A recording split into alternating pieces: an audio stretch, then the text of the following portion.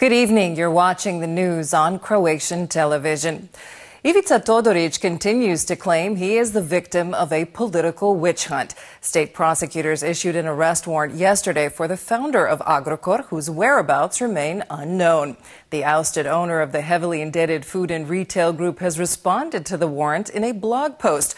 Todorić writes he will return to Croatia to defend himself, but first he will work with his defense team to gather enough evidence to prove that Croatia's political elites colluded with foreign vulture funds to destroy the company he built.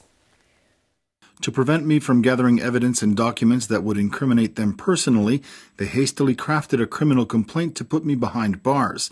As soon as I finish gathering evidence, I will return to Croatia to fight this joint criminal enterprise carried out by certain political elites and their associates who hide behind the veil of state institutions. Are you afraid of this evidence? Please, that's absurd. Does the Foreign Ministry have any information that he may be in Switzerland? I have no information on that. Ivica Todorić is under investigation for alleged financial irregularities at Agrokor, along with 2 of his sons and 12 former top company executives. He is the only suspect that was remanded to custody, but the authorities cannot detain him since no one knows where he is hiding. First, there was widespread speculation that he was in London. Now media have reported that the Foreign Ministry has received information that he is in Switzerland. Croatia's foreign minister has denied the reports. We don't have any information about Ivica Todorić. HDZ leader Andrej Plenković met today with the leader of the HDZ in Bosnia and Herzegovina, Dragan Čović, to discuss bilateral relations and election legislation in the neighboring country. Ahead of a general election next year, Croats in Bosnia and Herzegovina are seeking changes to Bosnia's election law that would allow only them to elect their representative to the 3-member presidency and the upper chamber of parliament. Our main task is to support good relations between Croatia and Bosnia and Herzegovina, the European path and the reforms the country is working on. We were joined by MPs representing Croats abroad and MEP Željana Zovko to try to work together on an international level in order to secure equal rights for Croats as a constituent people in Bosnia and Herzegovina. Our priority is to strengthen cooperation and prepare for the elections next year. We briefed Mr. Plenković about our efforts on the legislative front. Our goal is to secure the minimum guarantee that Croats can choose their own representatives in the tripartite presidency and the House of Peoples. The World Bank has kept its economic growth forecast for Croatia this year at 2.9%. However, it has revised upward its forecast for 2018 to 2.6% and for 2019 to 2.8%. Growth will be led by strengthened personal consumption, tourism, service exports, and investments, all benefiting from EU funds absorption, according to the World Bank. High levels of private and public sector debt and Agrokor are identified as downside risks.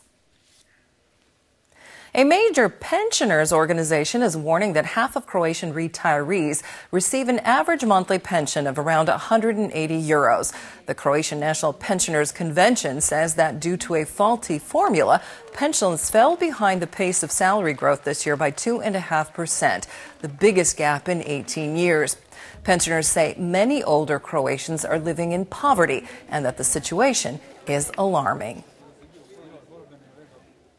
Voters in Slovenia cast ballots in a presidential election today. Incumbent Borut Pahor appears poised to win a second 5-year term with around 47% of the vote.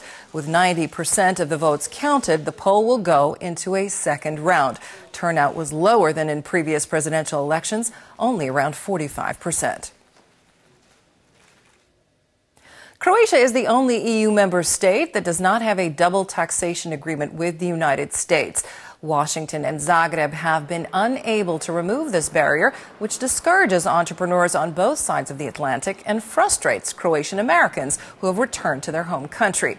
After years of stagnation, momentum finally seems to be building in Washington to push for an agreement on the tax issue. It was simply put on the back burner due to the perception of political events at the time and all that was happening from the 1990s up until today. I think that conditions right now are definitely more favorable. I'm going to do whatever I can, and I'm sure other business leaders in America that want to do business with Croatia, because Croatia is such a strategic, important country to America. And I think businesses in America really want to invest there. And I think you're going to see the doors open up. Dubrovnik's hotels, restaurants, bakeries, pastry shops and wineries offered up their tastiest creations and libations at an open-air event today in the ancient city's most famous street, Stradun. Dubrovačka trpeza, or Dubrovnik Table, was the finale of the Good Food Festival. All proceeds from the event will go to an organization that assists families with special needs children and one that trains guide dogs for the blind. Šibenik celebrated today the birthday of its greatest hometown hero, the late basketball legend Dražen Petrović, by releasing 53 orange balloons.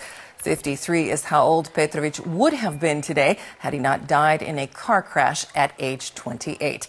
Petrović led the national team of the former Yugoslavia to gold medals at European and World Championships and a silver medal at the 1988 Olympics. He later became one of the NBA's top shooting guards. In sports, last night's match between Hajduk and Dinamo in round 13 of the Croatian Championship gave us 4 goals and a nail-biting finish.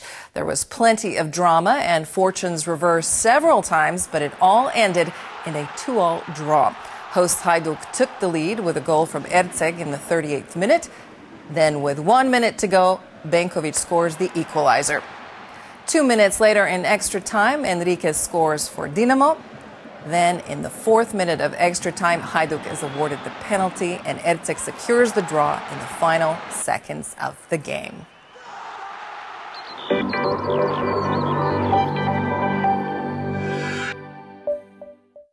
Tomorrow's forecast calls for moderate to heavy clouds with occasional rain.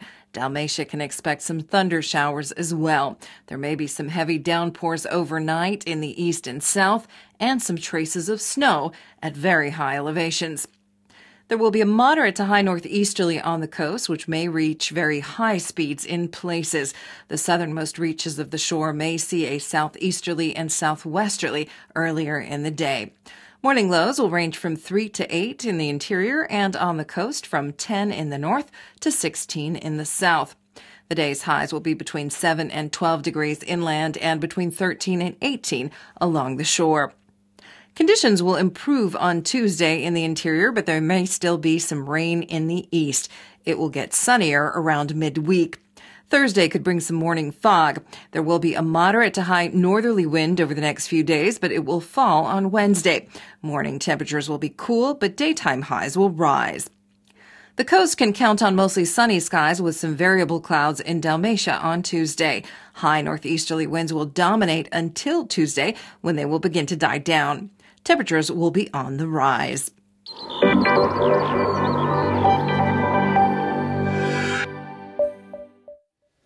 And that brings us to the end of our program. Thanks for joining us. We'll see you again tomorrow.